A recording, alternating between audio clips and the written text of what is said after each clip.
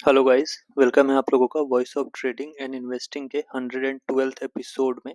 तो अगेन आज market analysis करेंगे प्लस लॉन्ग टर्म इन्वेस्टमेंट के लिए पिक्स देखेंगे। 6-7 शेयर्स है मेरे पास जो अच्छे खासे फंडामेंटली स्ट्रॉन्ग शेयर्स है और अभी नीचे मिल रहे हैं। ठीक है, तो एक रिमाइंडर है उन शेयर्स के लिए, अगर आपको याद नहीं, आप भूल चुके हो कि ये शेयर्स एग्जिस्ट करते हैं। ठीक है, तो पहले आप सोचते थे कि इसको 600 पे लेना है, बट आप भूल चुके हो और अभी 300 पे मिल रहा है। ठीक है, तो उसको डिस्कस करेंगे। उसको डिस्कस करने से पहले निफ्टी का चार्ट डिस्कस करेंगे। ठीक है, निफ्टी में हम लोगों को यहाँ पे डबल टॉप पैटर्न दिख चुका है। ठीक है, डबल टॉप का नेकलाइन, ये अगला सपोर्ट 21,700 के आसपास आता है। ठीक है, उसके बाद का अगला सपोर्ट आपको मिलेगा 20,300 पे।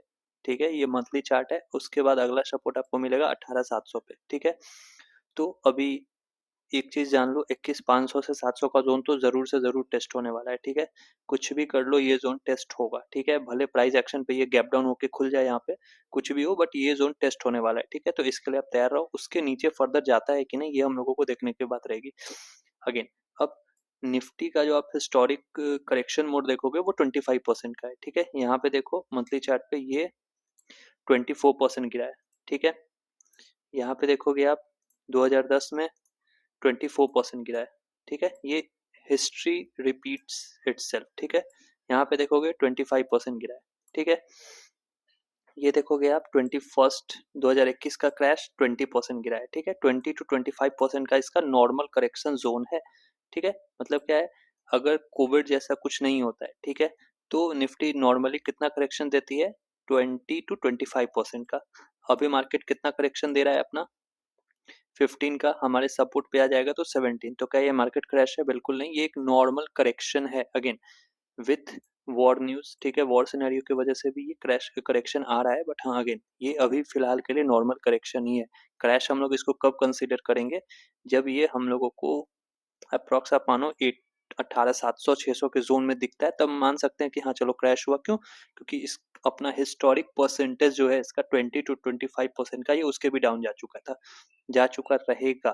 ठीक है, तब जैसे कि कोविड में इसने 50% तक कर दिया था, नीचे डाउन हो गया था 39%। ठीक है, तो बट अभी क्या है, ये करेक्शन मोड है। ठीक है, फिलहाल ये करेक्शन मोड है। अब इस करेक्शन मोड में हमें नहीं पता कि कहाँ से घूमेगा नहीं घूमेगा। ठीक है, तो हम लोग इसको क्या क्या करते हैं, हम लोग इसको ब्रेक इवन ब्रेक करके बाइंग करते हैं, मतलब क्या, स्प्लिट बाइंग। ठीक है, तो उस प्रोसेस में अगर आप निफ्टी में ईटीएफ लेना चाहते हो तो पहला आपका अच्छा इन्वेस्टमेंट लेवल रहेगा यही कोई 20% के आसपास, मान लो 20,900। ठीक है, 21,700 का सपोर्ट जोन है अगेन, बट मैं 20% पे पहला इन्वेस्टमेंट निफ्टी में डालूंगा।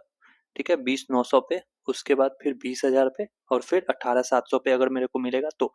फर्दर वो नीचे जाता भी है अगर, तो फिर मैं उसको बाइंग करूंगा। ठीक है, लेकिन फिलहाल के ये मंथली लेवल्स है। अगेन मंथली लेवल्स इतनी आसानी से नहीं टूटते हैं। ठीक है, ये मंथली लेवल्स है। अब इस सिनेरियो में हम लोगों के पास बहुत अच्छे अच्छे शेयर्स हैं जो नीचे डाउन पे मिल रहे हैं, और जिनका भी चार्ट मैं अभी शेयर करूंगा, लेवल्स बताऊंगा, सारे के सारे फंडामेंटली स्ट्रॉन्ग स्टॉक्स हैं। ठीक है, किसी में भी अगर आपका अपना नॉलेज है तो आप जाके फंडामेंटल चेक कर सकते हो, बट अगेन सारे के सारे स्टॉक्स के फंडामेंटल्स टू गुड है। ठीक है, और सारे के सारे फंडामेंटली स्ट्रॉन्ग स्टॉक्स हैं। ठीक है, तो स्टार्ट करेंगे। पहला हम लोगों का स्टॉक रहेगा IRFC। ठीक है, इसको हम लोग मंथली चार्ट पे देखेंगे। तो अभी देखिए, ये ऊपर से टॉप से अभी कितना परसेंट, टॉप से फिलहाल ये 62% का करेक्शन शो कर चुका है। ठीक है, अच्छा खासा करेक्टेड है। ठीक है, 50% पे मैं पहला इन्वेस्टमेंट करता हूँ, 70% पे दूसरा, ये ऑलरेडी 62% डाउन पे मिल रहा है। ठीक है, तो ये एक अच्छा इन्वेस्टमेंट पिक है हम लोगों के लिए। ठीक है, अगेन लेकिन सारा अच्छा खासा करेक्शन इसमें आ चुका है, तो एक अभी आप इसको अभी करंट मार्केट प्राइस पे भी जाके खरीद सकते हो। ठीक है, 92 का सपोर्ट था जिसके नीचे ये ट्रेड कर रहा है। ठीक है, 92 का सपोर्ट था जिसके नीचे ये ट्रेड कर रहा है। लेकिन क्या है ना, कि अब आप कहोगे ये तो टूट चुका है, तो नहीं, सपोर्ट टूटने से पहले यहाँ पे कंसोलिडेशन नहीं है, ये टॉप से सेलिंग है। 134 से ये लगातार गिर रहा है। ठीक है, तो हैवी चांसेस है कि ये रिवर्सल ले ले, बट अगेन 87 पे अभी आप करंट मार्केट प्राइस पे इसको खरीद सकते हो, और अगला सपोर्ट इसका वही लगभग आपको 74 से लेके 77 के जोन में, 77 से 74 के जोन में आप वहां पे इसको सेकेंड लेवल ऑफ बाइंग यहाँ पे कर सकते हो। ठीक है, तोड़ तोड़ के आप इसको खरीद सकते हो, क्योंकि ज्यादातर चांसेस है कि निफ्टी अगर 21,700 से 500 के जोन में आता है तो ये आपको फिर से नीचे मिल सकता है। ठीक है, मिल सकता है इन द सेंस, अगर नहीं मिला तो क्या, ठीक है, इसलिए हम यहाँ पे कर देंगे थोड़ा सा और फिर नीचे कर देंगे। अब आप क्या कैपिटल यूज करते हो, अगर आप 1 लाख डालना चाहते हो तो 50,000 यहाँ डाल दो, 50,000 नीचे डाल देना, ठीक है, वो आपके इस पे है। बट हाँ, ये एक फंडामेंटली स्ट्रॉन्ग स्टॉक जो कि हम लोगों को नीचे मिल रहा है। अब हम लोग का दूसरा स्ट्रॉन्ग स्टॉक रहेगा आरईसी, ठीक है, अच्छा खासा करेक्शन मोड में है, ठीक है, टॉप से ये कितना डाउन है, 53%, अच्छा खासा करेक्शन शो कर रहा है, ठीक है। एक टाइम पे लगता था कि ये 600 पे है तो गिरेगा ही नहीं, ठीक है, तो लोगों ने यहाँ पे खरीद के रखा है, अब आपको यहाँ पे खरीदना है, ठीक है। Intelligent investors buying at the bottom, ठीक है, बॉटम अगेन हमें पता नहीं है, बट हाँ मंथली लेवल्स निकाल के हम लोग टेक्निकल यूज करके इसको निकाल सकते हैं, ठीक है। फंडामेंटल्स इसके भी अच्छे हैं, ठीक है। वीकली चार्ट पे, मंथली पे कोई सपोर्ट अभी फिलहाल नहीं दिख रहा है, वीकली पे हम लोगों का एक सपोर्ट यहाँ पे दिखता है 298 पे, ठीक है, और अगला सपोर्ट आपको 256 के जोन पे, ठीक है। तो ये 305 तो आ चुका है, डेफिनेटली हो सकता है परसों के दिन गैप डाउन खुल जाए या फिर थोड़ा सा ऊपर जाके वापस नीचे आए, बट ये 298 पे तो जरूर से जरूर मिलेगा।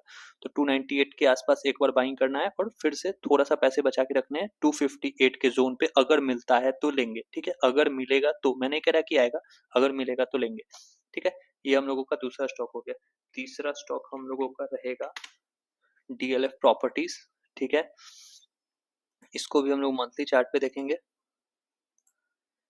तो मंथली चार्ट पे आप देखिएगा ये इसका हाई 1217 है, उसको हम लोग कंसीडर नहीं करेंगे, क्यों, क्योंकि वो हाई के बाद ये नीचे में अच्छा खासा कप पैटर्न बनाया था, ठीक है, और उसके बाद ये यहाँ पे ब्रेकआउट आया था इसका लगभग इसी जोन में 500 के जोन पे इसका ब्रेकआउट आया था, ब्रेकआउट के बाद रिटेस्ट नहीं हुआ था, ये अभी रिटेस्ट हो रहा है, तो हम इसी हाई को कंसीडर करेंगे 973 के। तो ये अप्रॉक्स 48% का करेक्शन शो किया है, जो कि एक अच्छा खासा करेक्शन है अगेन, ठीक है। लेकिन इसका सपोर्ट कहाँ पे है, 453 पे है। अब ये 10% और गिरता है या नहीं गिरता है ये मुझे नहीं पता, मार्केट सिनेरियो के अकॉर्डिंग तो लग रहा है कि गिरेगा, ठीक है। तो अब अगेन वही थोड़ा सा यहाँ पे ले सकते हो, थोड़ा सा 477 से 447 के जोन में भी आप इसको देख सकते हो बाइंग करने के लिए, क्यों, क्योंकि इस जगह पे जब ये ब्रेकआउट आया अब रिटेस्ट हो रहा है तो यहाँ पे सपोर्ट लेना चाहिए, प्लस स्टॉक फंडामेंटली स्ट्रांग है, ठीक है। अगला हम लोगों का स्टॉक रहेगा Hindustan aeronautics limited, again government company, ठीक है, best in the light fundamentals, but इसका लेवल अभी भी दूर है, ठीक है। इसका पहला बाइंग का लेवल आएगा आपको वही अप्रॉक्स 3070 के आसपास, ठीक है, पहला बाइंग लेवल आएगा 3070 के आसपास, और ये आएगा, क्यों आएगा, क्योंकि देखो ये अपना पीछे का हाई नहीं बना, नया हाई ये बना नहीं रहा है, ठीक है, यहाँ देखो, यहाँ देखो, यहाँ देखो, यहाँ देखो, ठीक है। तो ये डेफिनेटली उस जोन पे ये आएगा, इस जोन पे ये आएगा, ठीक है, पिछले बार भी आया था, वो मैंने इस पे वीडियो बना रखी है, आप चाहो तो पीछे मेरे चैनल के आर्काइव्स में जाओगे तो आपको मिलेगा, ठीक है। तो फर्स्ट लेवल ऑफ बाइंग 2900 के आसपास करनी है, दूसरी लेवल ऑफ बाइंग इसमें 2500 के आसपास करनी है, और वर्स्ट केस इसका 2000 का जोन है, जो कि अभी तो नहीं आना चाहिए, बट हाँ आ सकता है, कोई ऐसी बात नहीं है। जब मार्केट करेक्ट होने लगता है तो अच्छे अच्छे स्टॉक 70% तक डाउन हो जाते हैं, कितने अच्छे अच्छे स्टॉक्स भी 70% डाउन हो जाते हैं, और इसका 70% कहाँ आता है, 2000 पे 62% ही करेक्शन शो करेगा अपने टॉप से, तो कोई बड़ी बात नहीं अगर ये 2000 भी आ जाए, ठीक है। बट फिलहाल के लिए मैं पहला लेवल ऑफ बाइंग कहाँ करूंगा, जब ये स्टॉक अपने हाई से 46 या 50% डाउन रहेगा, और फिर वहां से अगर 15-20% नीचे मिलता है तो एवरेज करूंगा, ठीक है। फंडामेंटली ये भी स्टॉक बहुत ही ज्यादा स्ट्रांग है। अगला हम लोगों का स्टॉक है, हम लोगों का राजा, जिसने अभी कुछ खास रिटर्न तो दिया नहीं है, एचडीएफसी बैंक, ठीक है। एचडीएफसी बैंक है, मेरे को इसमें इन्वेस्टमेंट नहीं करना है, मैं इसमें क्या सोचता हूँ ना कि मैंने बाई किया, मेरे लेवल से मेरे को 30-40% का रिटर्न मिला, मैं एग्जिट मार दूंगा, ठीक है।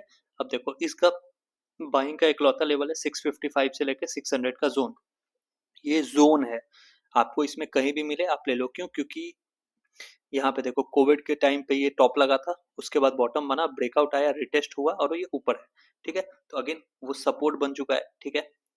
अब H D F C bank ऐसा स्टॉक अगर आपको, अभी ही ये लगभग 27% डाउन है, बट ये अगर 35% डाउन के आसपास मिल जाता है तो मैं मानता हूँ कि ये एक सोने पे सुहागा वाली बात होती है, ठीक है। तो एक अच्छा जोन ये रहेगा, यहाँ पे से इसको तगड़ा बाउंस मिल सकता है, ये मैं क्यों कह रहा हूँ, आप रिलायंस का एक चार्ट देखो, मैंने रिलायंस का भी लास्ट टाइम जब एनालिसिस किया था तो जिस लेवल से मैंने बाइंग के लिए दिया था उसी लेवल से स्टॉक घूम गया था, ठीक है, क्या हुआ था, उसी लेवल से स्टॉक घूमा था, आप चाहो तो जाके पीछे देख सकते हो, ठीक है। रिलायंस में मैंने ये एक लेवल मार्क किया था, ठीक है। ये ऊपर अपने टॉप से 30% डाउन आया और वहां से देखो आपने 30% डाउन पे सपोर्ट पे लिया रिलायंस या फिर एचडीएफसी जैसे बड़े स्टॉक को, ठीक है। और वहां से जब वो रिटर्न देता है अपने हाई के पास तो मेरे को 41% के अप्रॉक्स का रिटर्न मिला, ठीक है। मेरे को 36-41% के आसपास का रिटर्न मिला यहाँ पे, ठीक है। सेम वही सिनेरियो एचडीएफसी बैंक में है, फंडामेंटल्स अच्छे हैं नो डाउट, ठीक है। टॉप कंपनी है, 30-35% डाउन पे मिलेगा तो हम उसको बाई करेंगे, ठीक है। और नीचे मिलेगा तो थोड़ा सा एवरेज भी कर सकते हैं, ठीक है, डेफिनेटली, ठीक है। अब आ जाते हैं अगले स्टॉक हम लोगों का रहेगा भारत डायनेमिक्स लिमिटेड, ठीक है। अगेन किसी का भी फंडामेंटल्स मैं शेयर नहीं कर रहा हूँ या फिर मैं क्या बोलते हैं उसको समझा नहीं रहा हूँ, क्योंकि सारे फंडामेंटली स्ट्रॉन्ग स्टॉक्स है, मेरे भी पोर्टफोलियो में है, ठीक है। और कुछ को मैं अभी लूंगा, जैसे कि आरईसी मेरे पास नहीं है, उसको मैं लेना चाह रहा हूँ, आईआरएफसी को भी मैं लेना चाह रहा हूँ, ठीक है। तो ये है। अगेन अब ये स्टॉक का हाई यहाँ लगा, स्टॉक का पहला सपोर्ट मेरे को दिखता है 876 के जोन में, जो कि 90% चांसेस है ये आ जाएगा, ठीक है। काफी वोलेटाइल स्टॉक है, नीचे आ सकता है, तो 58% डाउन रहेगा तो यहाँ पे मैं लूंगा, ठीक है। और फिर अगला जो मेरा पे इसमें बाइंग का जोन रहेगा वो रहेगा लगभग आपको 652 के जोन में, ठीक है। 853 652, ठीक है, for long term investment purpose, ठीक है। ये हम लोगों का बीडीएल रहेगा। अगला हम लोगों का दो आईटी स्टॉक है। अगेन आईटी का भी दिन खराब चल रहा है, बट अगेन हमेशा के लिए ऐसा नहीं है कि कंपनीज डूब जाएंगी, ठीक है। तो अगेन जैसे रिलायंस और H D F C bank का कहानी है, वही सेम कहानी टाटा कंसल्टेंसी में। ये इतना बड़ा आईटी का स्टॉक, सबसे बड़ा आईटी का स्टॉक हम लोगों को 48% डाउन पे मिल रहा है, मंथली सपोर्ट के आसपास ट्रेड कर रहा है। अगेन मंथली सपोर्ट के आसपास ये ट्रेड कर रहा है, ठीक है। तो ये एक अच्छा गोल्डन लेवल होगा 2200 से 2300 के जोन में, मानो 2300 के जोन में इसको बाई करने का, ठीक है। एक बहुत ही अच्छा लेवल रहेगा। उसके बाद अगर वो वहां से भी थोड़ा सा नीचे जाता है तो 20 मान लो 15-20% वहां से नीचे गया तो आप इसको एवरेज कर सकते हो, ठीक है। फंडामेंटली नो डाउट बहुत अच्छा कंपनी है, कैश रिच कंपनी है, ठीक है। तो ये अगेन किसी का फंडामेंटल्स मैं यहाँ डिस्कस नहीं कर रहा हूँ, बट हाँ सारे के सारे जो इतने भी स्टॉक्स मैंने बताया सब टॉप फंडामेंटल्स वाली कंपनीज है। अगला हम लोगों का स्टॉक है इन्फोसिस, ठीक है। काफी क्विकली इसको बना रहा हूँ मैं। आप इसको भी देखोगे तो अभी ये अपने टॉप से अप्रॉक्स 39% का डाउन है, ठीक है। Large cap company with 40% correction, ठीक है। तो अच्छा है, कोई 50 गिरा हुआ है, कोई 40 गिरा हुआ है, आप चाहो तो टीसीएस ले लो, चाहे तो अगर आपको इन्फोसिस पसंद है आप इन्फोसिस ले लो, ठीक है। तो एक लेवल ऑफ बाइंग हम लोग ये था, हाँ, एक लेवल ऑफ बाइंग हम लोग यहाँ पे करेंगे, ठीक है। और अगला हम इसमें अगर मंथली सपोर्ट काफी दूर दिख रहा है, ठीक है, तो हम लोग इसको वीकली में कन्वर्ट करते हैं।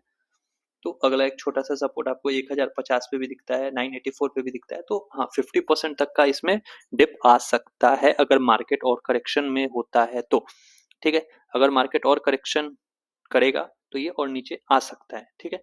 तो एक तो हम लोगों का लेवल है 1182 1180 के आसपास, उसके नीचे 20% नीचे जाए तो आप इसको एवरेज डाउन कर सकते हो, ठीक है। आई एआई को लेके जो भी डर था एंड ऑल, उसका एक रिएक्शन जो आना था वो स्टॉक पे आ चुका है, ठीक है। वो स्टॉक पे आ चुका है, स्टॉक हमेशा नहीं गिरेगा, ठीक है। एक न्यूज आई उस पर स्टॉक ने रिएक्शन दिया, उसके बाद फिर स्टॉक अपना रिजल्ट अपने बैलेंस शीट के अकॉर्डिंग चलेगा, अपने क्वालिफिकेशन के अकॉर्डिंग चलता है, ठीक है। तो क्वालिटी स्टॉक्स है, ठीक है, रिजल्ट्स अच्छे हैं। एक न्यूज आई एआई की, स्टॉक गिर गया, ठीक है। स्टॉक गिर के 40% डाउन पे है, प्लस स्टॉक सपोर्ट पे भी है। लास्ट टाइम यहीं से देखो अच्छी खासी बाइंग आ गई थी, 65% का रिटर्न, ठीक है। तो लास्ट टाइम वहीं से 65% की बाइंग आई थी, रिटर्न मिला था जब ये सपोर्ट के आसपास आया था, ठीक है। अगेन वहीं पे है तो एक अच्छा लेवल पे ये भी है, प्लस अगर वहां से नीचे मिलता है हम लोगों को तो एवरेज डाउन करने में कोई भी बुराई नहीं है, ठीक है। अगेन फिर से एक बात बोलूंगा, किसी भी न्यूज चैनल या फिर सो कॉल्ड इन्फ्लुएंसर के दबाव में या फिर सिर्फ उन्होंने बोल दिया है इसलिए स्टॉक नहीं लेना है। फंडामेंटल प्लस टेक्निकल, अगेन आप मेरे पीछे जाके कितने भी वीडियोस मैंने डाले हैं इन्वेस्टमेंट पे, 90% ऑफ स्टॉक्स ने अच्छा खासा रिटर्न बना के दिया है, ठीक है। मेरे को अभी भी याद है मैंने जितने स्टॉक्स को रिकमेंड किया है उसमें से मेरे पास भी आईआरसीटीसी है, मैंने रिकमेंड किया था, उसने कोई रिटर्न नहीं दिया है अभी तक। मैंने डीमार्ट रिकमेंड किया था, वो अपने लेवल से 20-25% ऊपर गया होगा, वापस दाम पे आ चुका है, ठीक है। तो मेरे को ये पता है कि मैं क्या मैंने बोला, कितना मिला, क्या हुआ नहीं हुआ, सब मेरे को याद रहता है। बट अगेन 90% ऑफ मेरे स्टॉक्स ने अच्छा खासा रिटर्न दिया है। रिटर्न इसलिए नहीं दिया है क्योंकि मैंने बोल दिया तो रिटर्न दिया, नहीं। मैं क्या कर रहा हूँ, मैंने एक अच्छी कंपनी को सिलेक्ट किया, उसके फंडामेंटल्स को चेक किया, जो कि मेरे को चेक करने आता है, ठीक है। उसके बाद मैंने उसका टेक्निकल एनालिसिस किया, और इन्वेस्टमेंट मैं मंथली टाइम फ्रेम पे कर रहा हूँ, तो एक अच्छा लेवल मेरे को मिला, तो उस लेवल पे मैंने बाइंग की, बस।